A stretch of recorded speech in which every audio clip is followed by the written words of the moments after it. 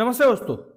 आज का डेट है 28 फरवरी 2024 और अभी हम डिस्कस करेंगे द हिंदी के कुछ इंपॉर्टेंट आर्टिकल्स हिंदी में।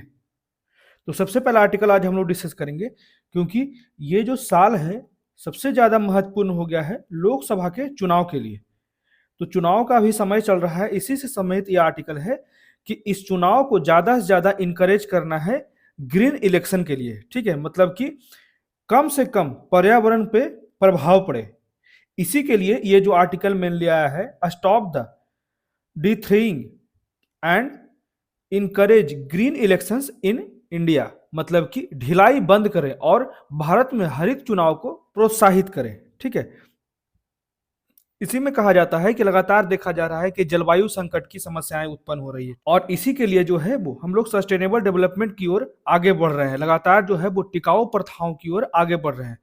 जैसे कि अगस्त के 2023 में भी 5 राज्यों में विधानसभा का चुनाव हुआ, तो इसमें भी लगातार जो है वो ECI election commission of India के द्वारा जो है वो चुनाव के दौरान जितने भी नॉन डिग्रेडेबल सामग्री हैं उसके उपयोग से बचने की बात की गई। लगातार जो है वो पार्टियों और उम्मीदवारों को इसके लिए जागरूक किया गया कि पर्यावरण से संबंधित जितने भी हानिकारक सामग्री हैं उसका न के बराबर उपयोग करें। ठीक है, 1999 से ही चुनाव अभियान के दौरान चुनाव सामग्री तैयार करने के लिए प्लास्टिक और पॉलिथीन पे बैन लगाया गया है। ठीक है, यहाँ पे क्लियर कहा जाता है।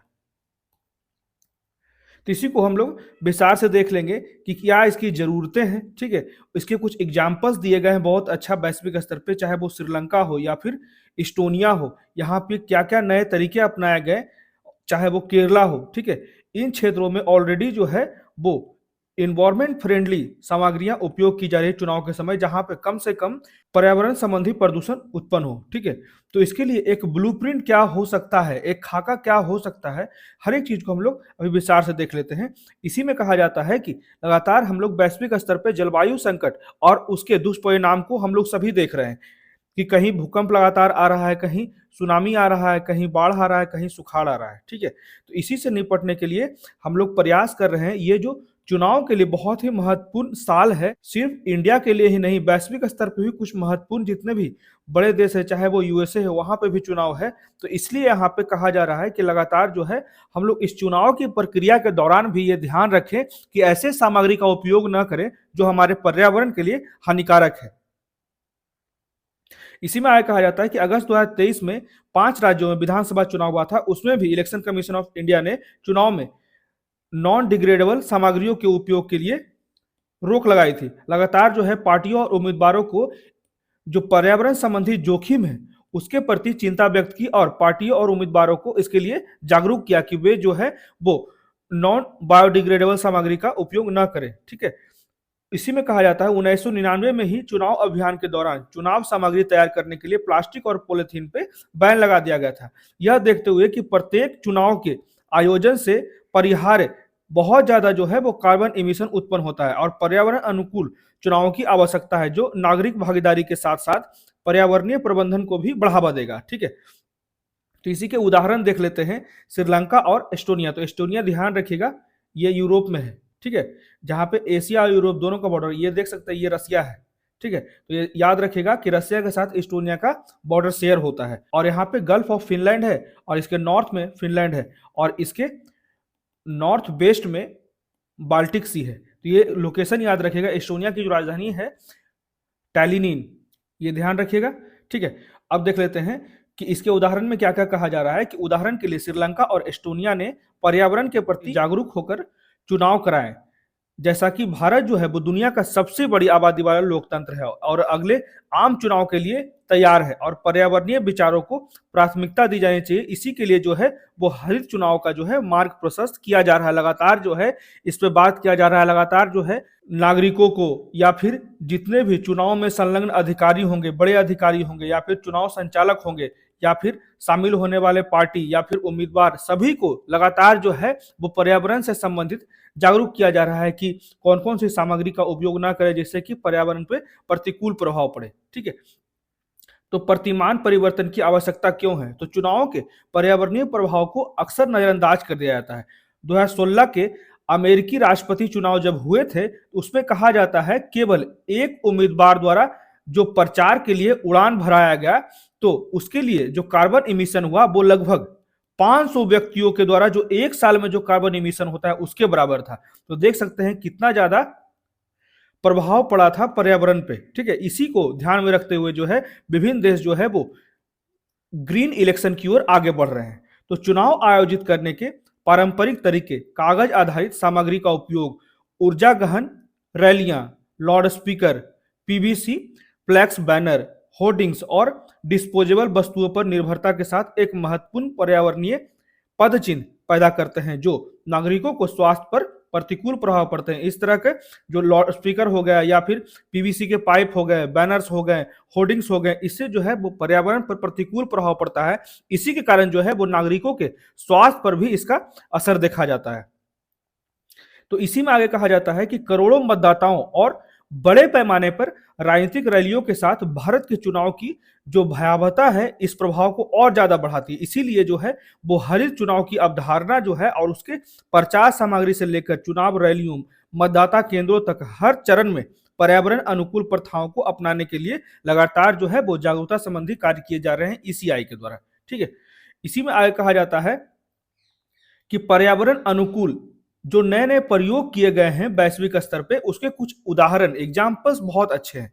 चाहे यहाँ पे एक एस्टोनिया का मामला है जो 2023 के विलियमसन, उस जगह का नाम है विलियमसन और क्रिप्स द्वारा किए गए शोध से पता चला है कि चुनाव के दौरान जो है वो कार्बन इमिशन का प्राथमिक जो स्रोत होता है, प्राइमरी जो सोर्स होता है, वो मतदाताओं और मतदान केंद्रों तक रसद के परिवहन। ठीक है, मतलब कि रसद का परिवहन सिंपली यही होता है कि ट्रांसपोर्टेशन ऑफ वोटर, जितने भी वोटर्स वोट देने आते हैं वो व्हीकल का यूज करते हैं, एंड लॉजिस्टिक जितने भी संबंधित सामान हो, चाहे ईवीएम हो या फिर जो कर्मचारी आते हैं या फिर and form of polling booth और भी जो आवश्यक सामग्री होती है पोलिंग बूथ के लिए, तो जो परिवहन के द्वारा आते हैं तो इसके कारण जो है वो कार्बन इमिशन बहुत बड़ी मात्रा में होती है, इसलिए उसको प्राइमरी सोर्स कहा जाता है।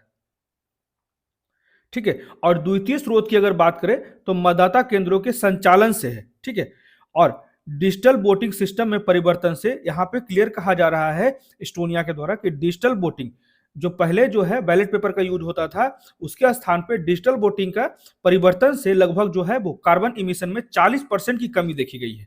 ठीक है, तो उसी का उपयोग भारत भी कर सकता है आगे चल के। तो पर्यावरण अनुकूल चुनाव को लागू करने में क्या क्या समस्याएं भी है ये भी देख सकते हैं। जैसे जो पर्यावरण अनुकूल चुनाव होगा उसके लिए सबसे प्रमुख तकनीक होगा, तो तकनीक के लिए वित्तीय आवश्यकता होगी और व्यावहारिक चुनौतियां भी शामिल है। इसके लिए जो है वो इलेक्ट्रॉनिक और डिजिटल वोटिंग के लिए मजबूत बुनियादी ढांचे, जितने जगह भी मतदाता केंद्र बनाए जाएंगे वहां पे मजबूत बुनियादी ढांचा होना चाहिए, तभी तो डिजिटल रूप से हम लोग चुनाव कराने में सफल हो पाएंगे। और हैकिंग का खतरा रहता है क्योंकि इतना बड़ा कंट्री है, सबसे बड़ा पॉपुलेशन है हमारे पास, और यहाँ पे हैकिंग और धोखाधड़ी का लगातार खतरा बना रहता है। ठीक है, तो उसकी जांच भी आवश्यक है।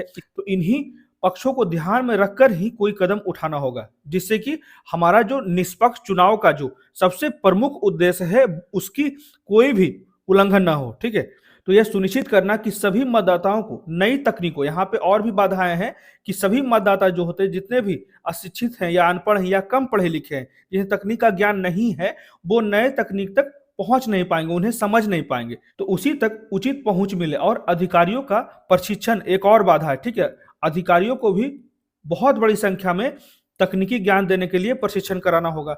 इसके लिए जो पैसे उपलब्धता की उसकी भी कमी है। वित्तीय चुनौतियों में पर्यावरण अनुकूल सामग्री और जितने भी प्रौद्योगिकियों के लिए पर्याप्त अग्रिम लागत, ठीक है, सबसे पहले जो है वो एडवांस फंडिंग की आवश्यकता है इन सारे जो है मजबूत बुनियादी ढांचों को विकास करने के लिए, जो वित्तीय रूप से विभक्त सरकारों को रोक देती है। इसी कारण जो है वर्तमान के सरकार हैं वो इन बड़े बड़े उपायों को नहीं अपना पाते हैं क्योंकि उनके पास जो है वो पर्याप्त वित्तीय साधन नहीं होती है। तो मतदाता केंद्रों पर मतदाता की भौतिक उपस्थिति, ठीक है, यहाँ पे भी जो फिजिकली जो उपलब्ध होते हैं जो मतदाता, उनको निष्पक्ष रखना, पवित्र रखना, ठीक है, और सांस्कृतिक जड़ता एक व्यावहारिक चुनौती, उनको जो है वो कभी भी कोलाहल का माहौल ना हो, झगड़ा ना हो, ठीक है, हमला ना हो, इन सारे चीजों से भी बचाने की जिम्मेदारी जो होती है वो ईसीआई की होती है।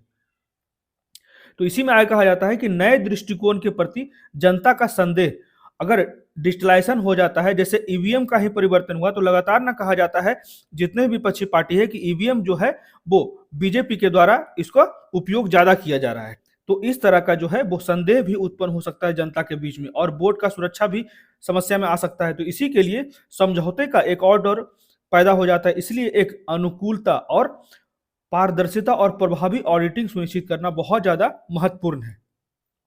अब उदाहरण देख लेते हैं केरला और श्रीलंका और एस्टोनिया में, जहां पे इन्वायरमेंट फ्रेंडली, ठीक है, जो प्रोसेस अपनाए गए हैं वो किस तरह अपनाए गए हैं। तो पर्यावरण अनुकूल चुनावी पहल के सफल उदाहरण जो है वो सबक प्रदान करते हैं। 2019 के आम चुनाव के दौरान सबसे पहले केरल का एग्जाम्पल दिया जाता है। केरल राज्य चुनाव आयोग ने राजनीतिक दलों से चुनाव प्रचार के दौरान जो सिंगल यूज प्लास्टिक है उसको उपयोग न करने की बात की गई थी। एकल उपयोग प्लास्टिक सामग्री से बचने का आग्रह किया गया था केरल के राज्य चुनाव आयोग के द्वारा। और इसके बाद केरल उच्च न्यायालय ने चुनाव प्रचार में फ्लेक्स और जो नॉन डिग्रेडेबल सामग्री होते हैं, गैर बायोडिग्रेडेबल सामग्री होते हैं, उस पर प्रतिबंध लगा दिया गया था।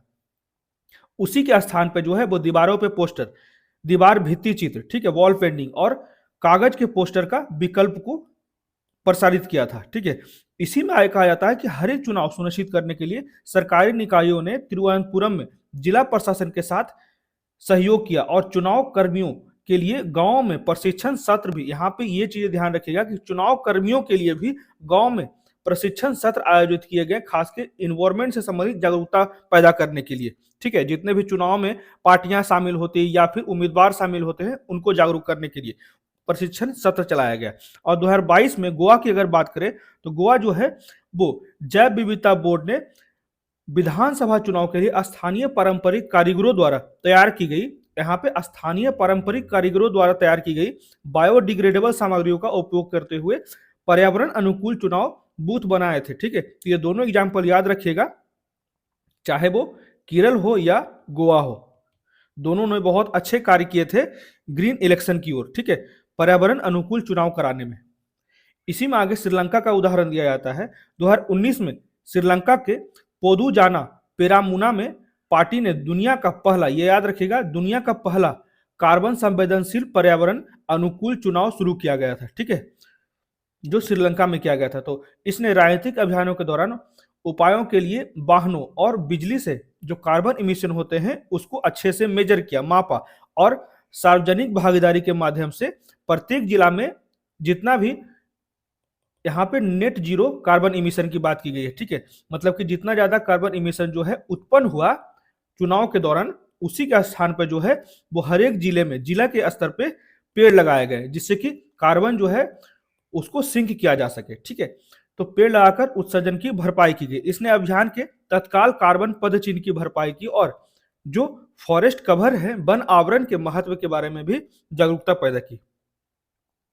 अब एस्टोनिया में क्या किया गया इन्वायरमेंट फ्रेंडली चुनाव कराने के लिए, तो इसी तरह एस्टोनिया ने ऑनलाइन वोटिंग विकल्प के रूप में डिजिटल वोटिंग की नींव रखी। लेकिन एस्टोनिया और भारत में समस्या क्या है, तो यहाँ पे जनसंख्या सबसे मेन चीज है, पॉपुलेशन।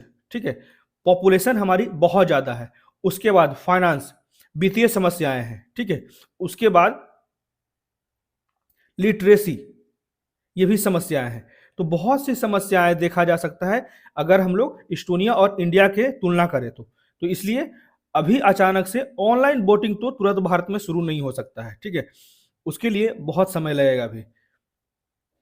तो वहां पे एस्टोनिया में जो है वो इन्वायरमेंट फ्रेंडली चुनाव कराने के लिए ऑनलाइन वोटिंग विकल्प के रूप में डिजिटल वोटिंग की नींव रखी गई। इसी के पद्धति के बाद जो मतदाता जो है वो भागीदारी को भी प्रोत्साहित करने लगा। और एस्टोनिया के दृष्टिकोण की सफलता से पता चला है कि मजबूत सुरक्षा उपायों के साथ डिजिटल वोटिंग पर्यावरण और मतदाता दोनों के लिए अनुकूल होते हैं।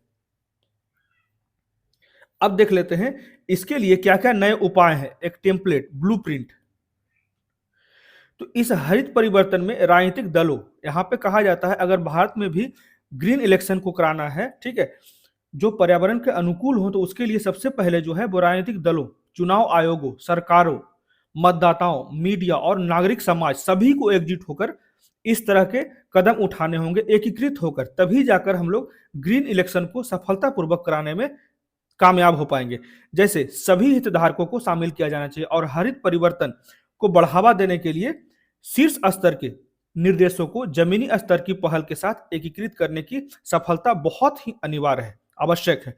तो राजनीतिक दलों को इसका नेतृत्व करना चाहिए और यह जो यात्रा है वो पर्यावरण अनुकूल चुनावी प्रथा को अनिवार्य करने वाले कानून बनाकर शुरू हो सकती है, जिसमें इलेक्शन कमीशन ऑफ इंडिया उन्हें आदर्श आचार संहिता में शामिल कर सकता है। ठीक है, कि सभी को जो है वो पर्यावरण अनुकूल कार्य करने हैं, जितने भी नॉन डिग्रेडेबल सामग्रियां हैं उसका उपयोग जो है चुनाव से संबंधित संचालन में नहीं किए जाएंगे, चाहे वो प्रचार के लिए ही हो। ठीक है, तो यही सारी चीजों को प्रमोट करना होगा, लोगों को ज्यादा से ज्यादा जागरूक करना होगा कि पर्यावरण की समस्याएं कितनी हो रही है, जलवायु संकट उत्पन्न हो रहा है।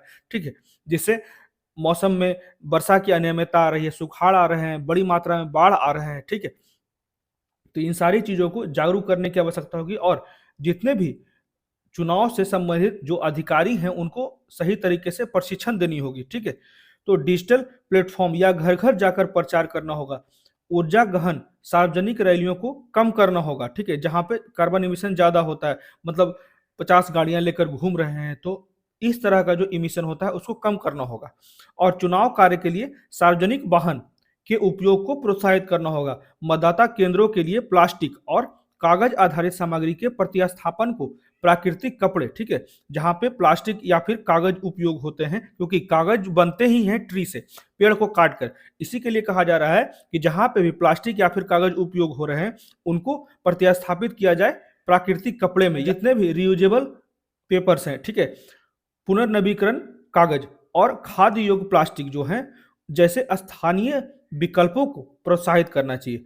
इससे क्या होगा कि अपशिष्ट प्रबंधन में हमें सहायता मिलेगी, सॉलिड वेस्ट मैनेजमेंट में हमें सहायता मिलेगी, जिससे स्थानीय कामगारों, ठीक है, जितने भी स्थानीय कामगार होंगे उनको भी जो रोजगार मिल जाएगा तो उनका भी थोड़ा भला हो जाएगा। ठीक है, इसलिए जो है लगातार इस तरह का प्रयास किया जा रहा है इलेक्शन कमीशन ऑफ इंडिया के द्वारा। तो पर्यावरण के प्रति जागरूक चुनावी प्रथाओं को अपनाने से भारत को दुनिया भर के अन्य लोकतंत्र के लिए एक उदाहरण स्थापित करने में भी मदद मिलेगी और जितने भी डेमोक्रेटिक कंट्रीज हैं वो भी लगातार जो है वो चुनावी प्रक्रिया के दौरान अपने पर्यावरण अनुकूल प्रक्रिया को अपनाने के लिए जागरूक होंगे। ठीक है, तो ये था पूरा का पूरा आर्टिकल जिसमें हमने देखा simply green election process. Green election हम लोग भारत में कैसे करा सकते हैं, क्योंकि ये साल जो है वो चुनाव का सबसे ज्यादा महत्वपूर्ण साल है, इसी के लिए जो है बहुत ज्यादा इंपॉर्टेंट है और ये जो है टॉपिक मेंस के लिए इंपॉर्टेंट है, चाहे वो यूपीएससी हो या फिर स्टेट पीसीएस हो, बीपीएससी हो। ठीक है, सभी के लिए इंपॉर्टेंट है। आगे बढ़ते हैं अब अगले आर्टिकल की तरफ। इसमें कहा जाता है India to have its own space station by 2035 से प्रधानमंत्री मोदी। प्रधानमंत्री मोदी के द्वारा कहा गया है कि 2035 तक भारत के पास अपना अंतरिक्ष स्टेशन होगा, देश फिर चंद्रमा पर जाएगा। ठीक है, तो इसी के बारे में कुछ चीजें हम लोग ध्यान दे देते हैं कि 27 फरवरी को तिरुवनंतपुरम में गगनयान मिशन के अंतरिक्ष यात्री 4 अंतरिक्ष यात्री चुने गए हैं। ठीक है, उसी के लिए यहाँ पे संबोधन किया गया है। तो उन्हीं के नामों की घोषणा के बाद प्रधानमंत्री मोदी ने कहा कि 2035 तक भारत के पास भी अपना जो है एक स्पेस स्टेशन होगा, अंतरिक्ष स्टेशन होगा। ठीक है, इसी में कहा जाता है एक बार फिर हम लोग चंद्रमा पर जाएंगे। सबसे पहले 1984 में भारत के राकेश शर्मा ने चंद्रमा पर कदम रखा था, तो ये लगभग 40 वर्षों बाद ऐसा संयोग बन रहा है कि भारत फिर से चंद्रमा पर जाएगा। एक मैंड मिशन है, ठीक है, जो चंद्रयान मिशन है अभी वो, उसमें 4 इंसान को सेलेक्ट किया गया है। उसके आगे हम लोग फोटो भी देख लेंगे। ठीक है, तो प्रधानमंत्री ने कहा कि इसरो के रडार पर जो है वो शुक्र ग्रह भी है, वीनस भी है। उन्होंने 2040 तक एक चालक दल जो है वो चंद्र मिशन की योजना का जिक्र करते हुए कहा कि अमृत काल के दौरान, ठीक है, जो आजादी का अमृत काल है उसी के दौरान एक भारतीय अंतरिक्ष यात्री जो है वो भारतीय अंतरिक्ष यान का उपयोग करके चंद्रमा पर उतरेगा। तो यहाँ पे देख सकते हैं जो 4 लोग नामित हुए हैं अभी गगनयान कार्यक्रम के लिए, तो ये 4 लोगों को व्यक्ति नहीं 4 शक्तियां मानी गई है। ठीक है, ये सब कहने की बातें हैं, तो ये ध्यान रखिएगा। कुछ के नाम देख सकते हैं, प्रशांत नायर हो गया, अजीत कृष्णन हो गया, अनगढ़ प्रताप हो गया, उसके बाद शुभांशु शुक्ला हो गया। तो यहाँ पे यही बात कहा जाता है कि यूएसएसआर रसिया के द्वारा उसके सोयूज T11 पर सवार जो थे 1984 की बात की जा रही कि वो रशियन यान थे। अभी वर्तमान समय में जो गगनयान है उसका मैक्सिमम जो उपकरण बनाया गया है वो भारत में बनाया गया है। ये जो है मेड इन इंडिया है। तो इस पे और ज्यादा गर्व होता है कि जो सोयूज T-11 पर सवार राकेश शर्मा की 1984 की अंतरिक्ष उड़ान के स्पष्ट संदर्भ में कहा गया कि 40 साल के अंतराल के बाद कोई भारतीय अंतरिक्ष में जाने वाला है, लेकिन इस बार जो है समय अलग है। उल्टी गिनती हम लोग गिनेंगे और रॉकेट भी हमारा होगा। ठीक है, पहले जो थे वो हम लोग रूस पे निर्भर थी, सारा कुछ रूस के पास था।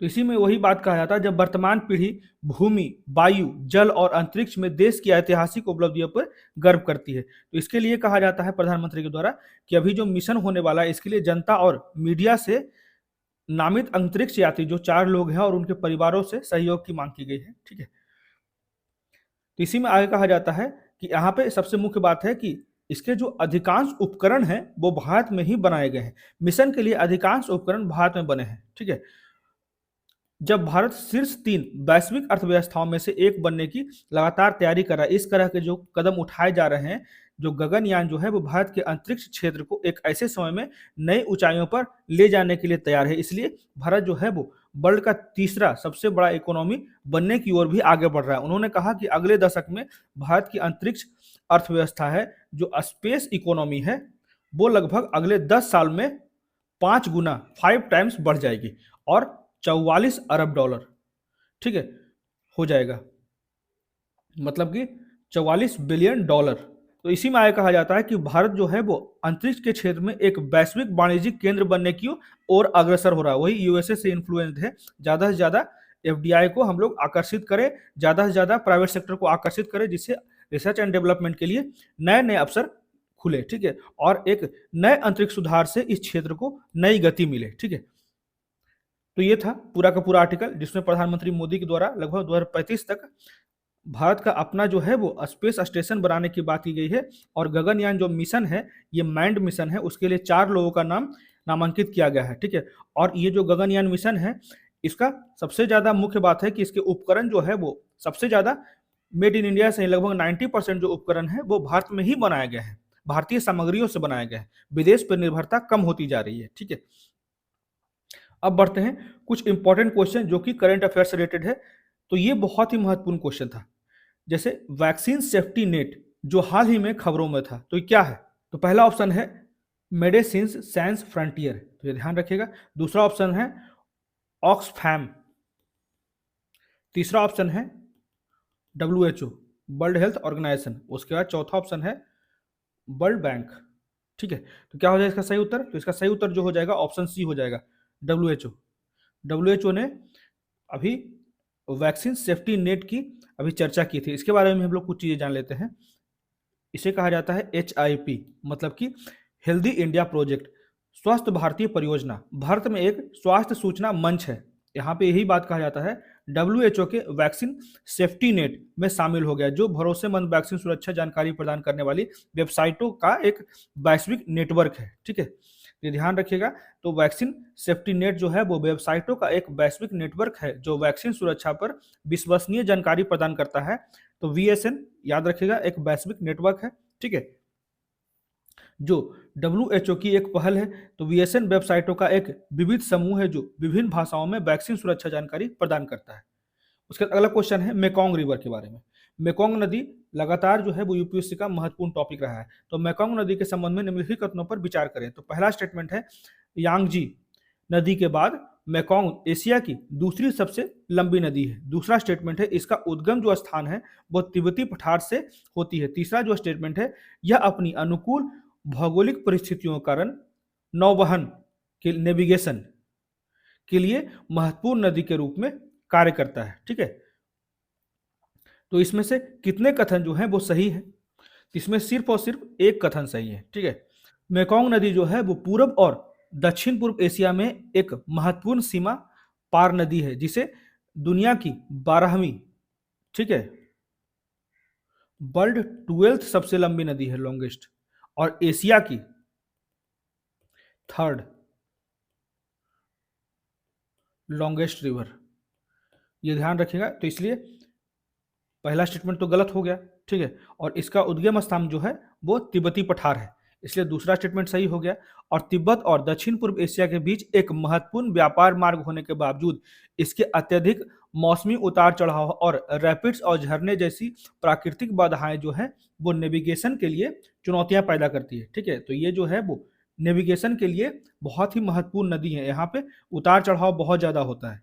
तो इसके लिए तीसरा स्टेटमेंट भी गलत हो गया, तो केवल एक ही कथन जो है वो सही है। ठीक है, तो इसलिए इसका सही उत्तर जो हो जाएगा ऑप्शन ए हो जाएगा।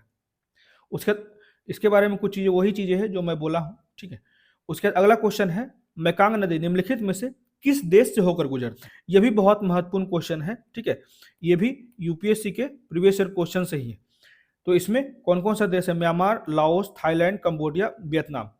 तो कितने विकल्प जो हैं वो सही हो जाएंगे? तो ये ध्यान रखिएगा कि मैकोंग रिवर जो है वो तिब्बत पठार से निकलती है और दक्षिण पश्चिम चीन से होते हुए म्यांमार, लाओस, थाईलैंड, कंबोडिया और दक्षिण वियतनाम तक जाती है। ठीक है, तो म्यांमार, लाओस, थाईलैंड, कंबोडिया और वियतनाम सभी में जाती है, इसलिए सही उत्तर हो जाएगा डी। तो ये थे आज के द हिंदू के कुछ इंपॉर्टेंट आर्टिकल्स और कुछ महत्वपूर्ण क्वेश्चन जो करंट अफेयर से रिलेटेड थे। तो कैसा लगा आज का डिस्कशन, प्लीज मुझे कमेंट करके बताएं और मेरे वीडियो को ज्यादा से ज्यादा लाइक करें, शेयर करें और मेरे चैनल को